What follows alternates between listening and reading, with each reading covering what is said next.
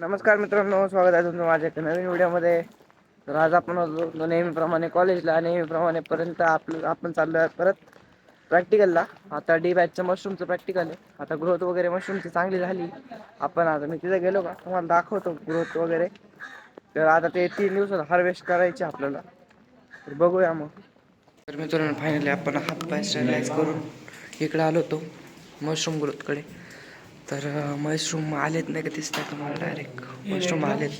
आणि इथं ग्रोथ चालू आहे मशरूमची. इकडं पण झाली बऱ्यापैकी ग्रोथ.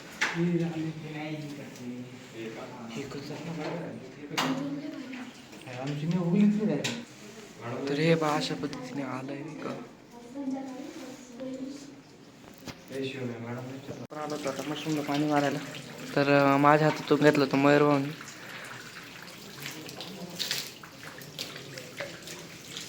इकडं साळुंके भाऊ त्यांचा व्हिडिओ काढतात. आणि इकडे ह्युमिडिटी मेंटेन ठेवायला लागते. बाकी सत्रांनो झालं होतं फायनली काम. आता हे परत गेले फोटो वगैरे काढायला. आपण चाललो कॉलेजकडं. आपलं झालं होतं पहिलं प्रॅक्टिकल. दुसरं प्रॅक्टिकल आहे कम्युनिकेशन स्किल्स. तिकडे शूट वगैरे नाही करून देते कॉलेजमध्ये. म्हणजे कॉलेजमध्ये शूट वगैरे करायला काय नाही, कॉलेज दाखवायला नाही प्रॉब्लेम, दाखवायला प्रॉब्लेम आपण शूट नाही करत. आणि इकडं मयूर भाऊ माझ्यावर खूप तापलेत नाही का. मयूर भाऊ का तापले तुम्ही आमच्या?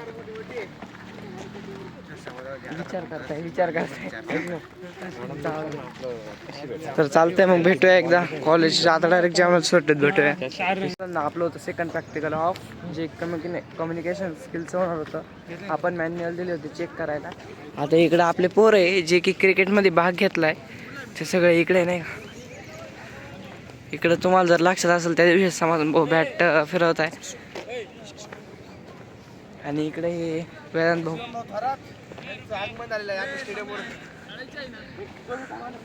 आणि इकडं इंजिनिअरिंगचे मुलं आहे.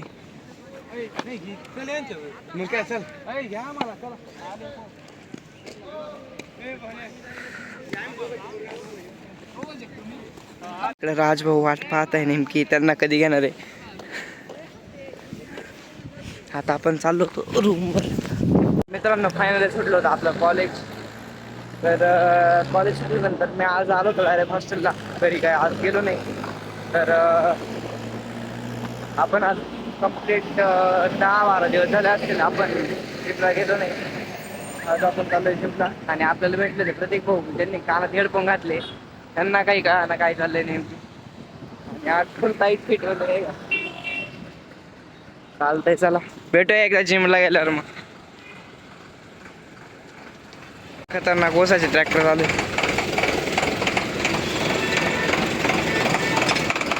ट्रॅक्टरमधून आवाज येतो, काही कळा ना आम्हाला. हा काही शे एवढं खराब.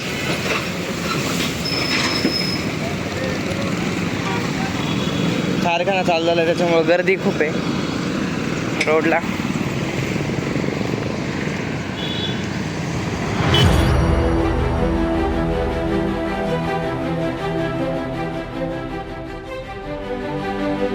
फायनली झाली होती आपली. तर आता आपण चाललो खाली. इकडं प्रत्येक भाऊंचं काय विषय चालू काय कळा ना. प्रत्येक भाऊ नुसते चॅट करून राहिले, कोणासोबत करताय काही कळा ना. मित्रांनो, जसं की तुम्ही मागच्या व्हिडिओमध्ये पाहिलं असेल, हा आर्किटेक्चर कोण आहे कोरोनात पास होईल. तर त्याचं जर तुम्हाला नाव कळलं असेल तर ते नक्की कमेंट करा.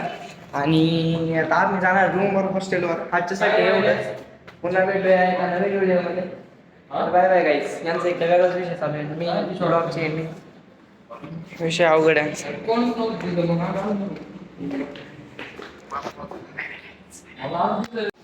So guys, this is day 2 of blogging. तर यांचं सकाळ सकाळी चालू झालं होतं रील काढायचं काम. यांनी घेतले होते रील काढून, कारण की आपण चाललो होतो कळस कृषी प्रदर्शन बघायला. नमस्कार मित्रांनो, स्वागत आहे तुमचं माझ्या एका नवीन व्हिडिओमध्ये. तर आज आपण आलो होतो नेहमीप्रमाणे कॉलेजला. मित्रांनो, हे चालले होते आता मॉडेल घेऊन. आणि इकडे लागले होते व्हिडिओ काढायला. मॉडेल घेऊन चालले यांचे. आणि इकडे यश भाऊन ते भाई अशी. आणि इकडे यांनी घेतलं त्यांचं मॉडेल. रे मध्ये पतंगाला एका जणाला 3 जण आहे का एका टीम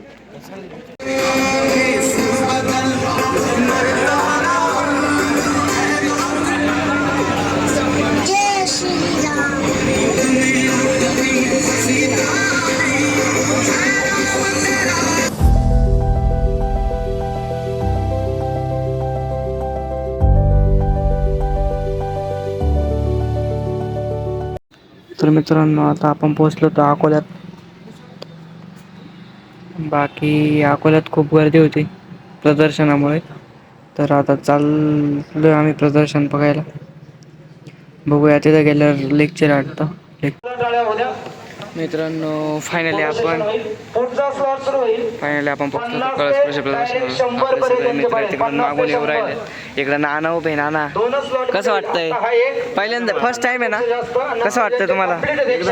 त्यांचा शेवटचा स्लॉट होईल. नाशिककर पहिल्यांदा कळस कृषी प्रदर्शनाला आलेले. बाकी तिथे गेल्यावर आजींचं लेक्चर होतं ते अभिमानानं सांगते. आणि तुम्हाला आणखी एक सांगू इच्छिते, दिवसेंदिवस रोबोटचं राज्य जेव्हा येईल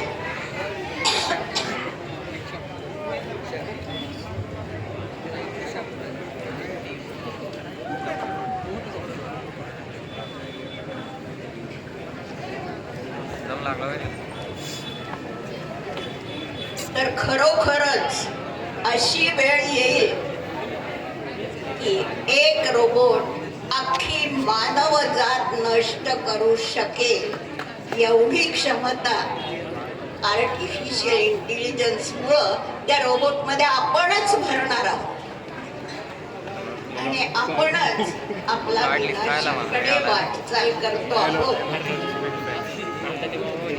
याचं कारण सांगते.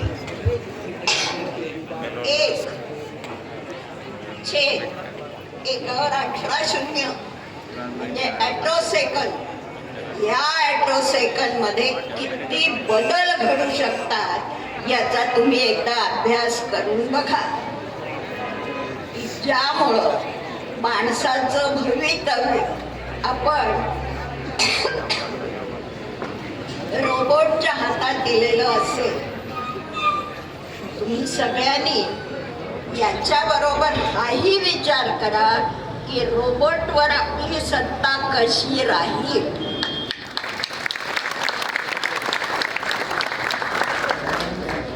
आणि ही बुद्धिमत्ता भारतात आहे पण ती झाकलेली आहे. तर हे आपण काम जेव्हा करू, परदेशातल्या कंपन्या येतात, आमचे लोक त्यांच्यासाठी राबतात, त्यांना पैसे मिळवून देतात. हे चित्र बदलायचं आहे आणि ते बदलावं अशी माझी तुमच्याकडून अपेक्षा आहे. भारत देश इतर देशात जाईल तो नोकरी करण्यासाठी नाही तर तिथे सत्ता गाजवण्यासाठी जाईल.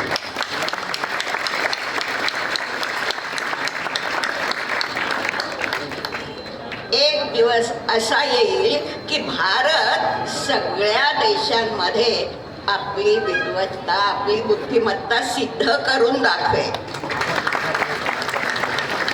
23 साली जे नोबेल प्राइज मिळालं होतं तर त्या माणसांनी याचा शोध लावायचा प्रयत्न केलेला आहे की 1/18 एवढ्या वेळात धावणाऱ्या रेल्वेचा जसाच्या तसं शूटिंग आपण घेऊ शकतो. अहो, ते यंत्राचं काम झालं पण आपली बुद्धिमत्ता इतकी व्हायला पाहिजे की 1/18 एवढ्या सेकंदात माझा भारतातला विद्यार्थी जगावर कशी सत्ता गाजवता येईल याचा विचार करेल. आणि तुम्ही हेही त्याच्याबरोबर लक्षात ठेवा की माणसाला मन आणि मेंदू या 2 गोष्टी परमेश्वरांनी दिलेल्या आहेत. मेंदू हे विज्ञानाचं काम करण्यासाठी आणि मन हे आध्यात्मिक विचारांचा विकास कसा करता येईल जसं ज्ञानेश्वरांनी म्हटलंय, येरू पत्र पुष्प फळ ते भजावया केवळ. म्हणजे पान, फूल, पत्र, फळ हे सगळ्या गोष्टी कशासाठी हव्यात? तर तुम्ही आणखी 10 वर्षांनी बघाल, हवामानात होणाऱ्या बदलामुळं परिस्थिती अशी येईल की प्यायला पाणी अल्प प्रमाणात मिळायला लागेल, खायला अन्न लिमिटेड मिळायला लागेल आणि मग आपल्याला गोळ्या खाऊन जगायची वेळ येईल की आज मी हाताची गोळी खाल्ली, आज मी पोळीची गोळी खाल्ली. असं व्हायला नको असेल तर आपण धान्य सर्वात जास्त पिकवायला हवं. आणि आमच्याकडे ही एक वाईट गोष्ट होती की माणूस शिकला की त्याला खुर्चीवरचं काम हवं असतं. खुर्चीला चिकटू नका, काळ्या मातीत आपला जीव रमवा आणि त्यात काय आणखी नवीन शोधता येईल हे तुम्ही बघून घ्या अशी सर्वांना मी विनंती करते.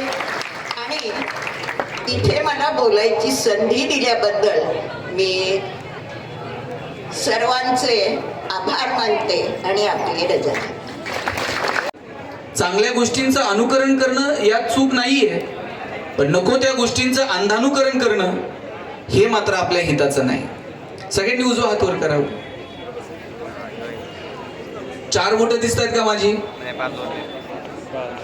हा, ही 4 बोटं सगळ्यांनी हनवटीला लावा. ही हनवटी आहे का?